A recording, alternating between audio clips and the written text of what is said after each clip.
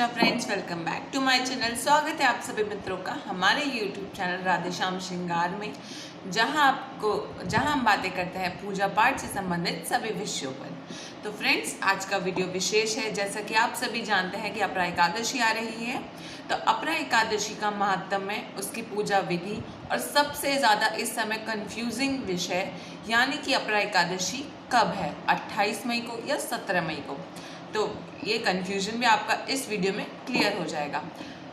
तो friends, video start करने से पहले मेरा आप सभी मित्रों से अनुरोध है कि आप सभी मेरे चैनल को सब्सक्राइब करें, बेल आइकन को टैप करें ताकि मेरे हर वीडियो के नोटिफिकेशंस आप तक सबसे पहले पहुंचे। तो फ्रेंड्स, आइए वीडियो को स्टार्ट करते हैं। तो फ्रेंड्स, सबसे पहला क्वेश्चन तो यही है कि अपरा एकादशी कब है, 17 मई को या 18 मई को।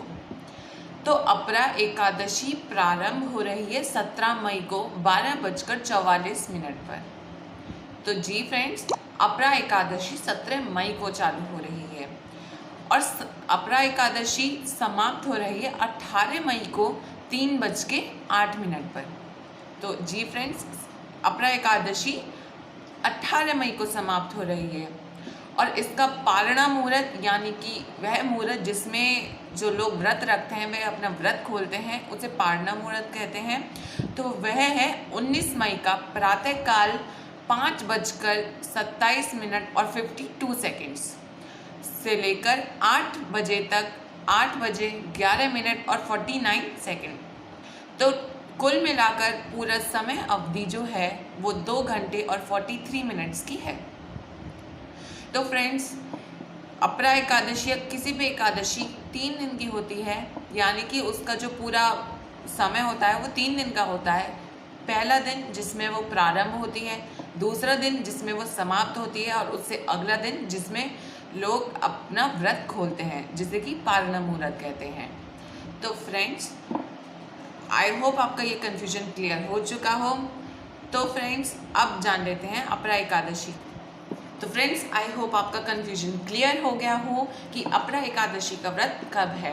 तो एक बार फिर मैं रिपीट कर देता हूँ कि अपरा एकादशी का व्रत 18 मई को रखा जाएगा, क्योंकि 17 मई को 12 बजे से व्रत लग रहा है और कोई भी व्रत दोपहर से चालू नहीं किया जाता है। कोई भी व्रत आप रखते हैं तो वह सूर्य की किरणों से ही चालू होता है, जिससे कि आपका व्रत पूर्णतः संपूर्ण होता है। तो फ्रेंड्स, अब हम चालू करते हैं अपरा एकादशी का महात्म्य। तो ज्येष्ठ मास के कृष्ण पक्ष की एकादशी का नाम अपरा है, या इसे अचला एकादशी भी कहते हैं, क्योंकि यह अपार धन देने वाली है।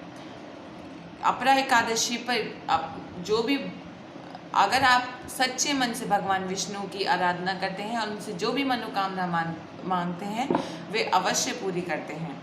अपरा एकादशी के पढ़ने व सुनने से समस्त पाप नष्ट हो जाते हैं। अपरा एकादशी का व्रत करने से समस्त पापों से आप मुक्त हो जाते हैं तथा आपको वैकुंठ लोक की प्राप्ति होती है।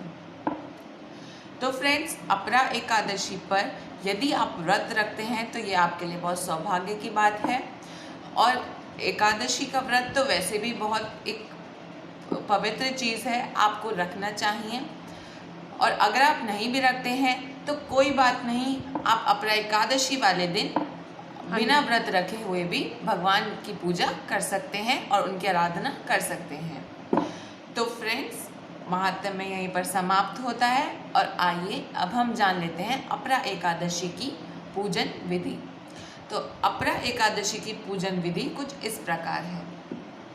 पहले सुबह प्रातःकाल उठकर आप उस दिन जल्दी उठ जाइए और खुद स्नान कीजिए।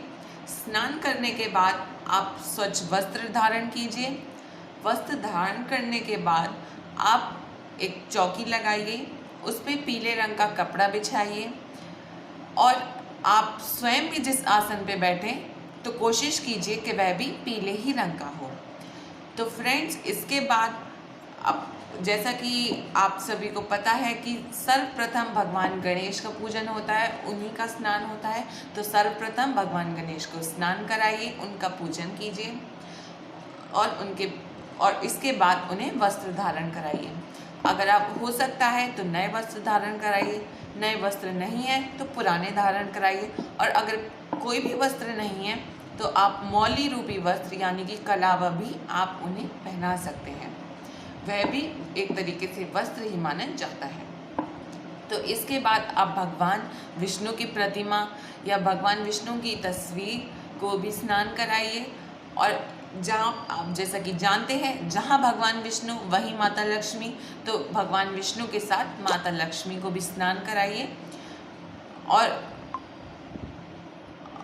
माता लक्ष्मी को भी स्नान कराइए और उनकी भी पूजा कीजिए। स्नान कराने के बाद उन्हें भी आप वस्त्र धारण कराइए। वस्त्र धारण कराने के बाद आप उन्हें हल्दी, चंदन, रोली से उनका श्रृंगार कीजिए। श्रृंगार करने से मेरा मतलब है आप उनको हल्दी, चंदन, रोली अर्पण कीजिए। इसके बाद आप भगवान विष्णु का पूजन कीजिए, भक्ति भाव से उनका जप तप कीजिए। और जैसा कि ज्येष्ठ मास चल रहा है, हो सकता है अगर जैसा कि आप सभी को पता है कि लॉकडाउन चल रहा है, अगर पॉसिबल है तो छोटी सी चीज़ का दान भी आप ज़रूर करें। तो फ्रेंड्स, दान करने के बाद आप पूरे दिन भक्ति भाव से भगवान की आराधना कीजिए, उनका नाम स्मरण करते रहिए, भगवान को हमेशा अपने मन में रखिए और अपने कार्य करते रहिए। तो इसके बाद और फ्रेंड, सबसे महत्वपूर्ण बात, एकादशी के व्रत में आप किसी की निंदा बिल्कुल ना करें। निंदा करना वैसे भी एक बहुत ही बुरा कार्य है, तो एकादशी के व्रत में ये सख्त वर्जित है कि आप किसी की निंदा करें, या कोई भी अगर आपसे किसी दूसरे की भी निंदा करे तो आप उसकी भी निंदा ना सुने। इससे आपका व्रत पूर्णतः संपूर्ण नहीं हो पाता है तथा आपको भी पाप लगता है। तो फ्रेंड्स, इसके बाद शाम के समय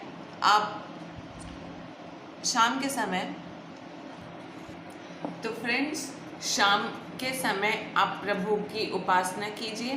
संध्या उपासना के बाद आप प्रभु को भोग लगाइए और भोग लगाने के बाद आप जैसा कि भोग लगाने के बाद आप अपना भी व्रत खोल लीजिए। व्रत खोलने के बाद आप कुछ भी अपना फलहार ग्रहण कीजिए और प्रभु का नाम स्मरण कीजिए। और अगले दिन प्रातःकाल जब अगर हो सकता है तो आप किसी ब्राह्मण को भी जिमाइए तथा उसे दक्षिणा देकर पूरे आदरपूर्वक विदा कीजिए।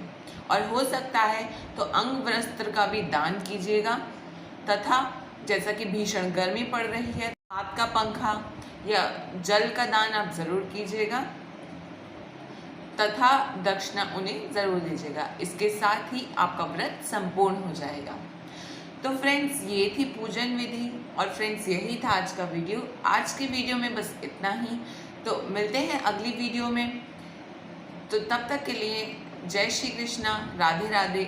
तो फ्रेंड्स, मैं आप सभी से कहना चाहूँगा कि अगर आपको अपरा एकादशी की व्रत कथा जाननी है तो उसकी वीडियो ऑलरेडी अपलोडेड है, आप उसे हमारे चैनल पर जाकर देख सकते हैं और उसका लिंक हमने डिस्क्रिप्शन में भी दिया हुआ है, तो आप वहाँ से भी जाकर उसे देख सकते हैं।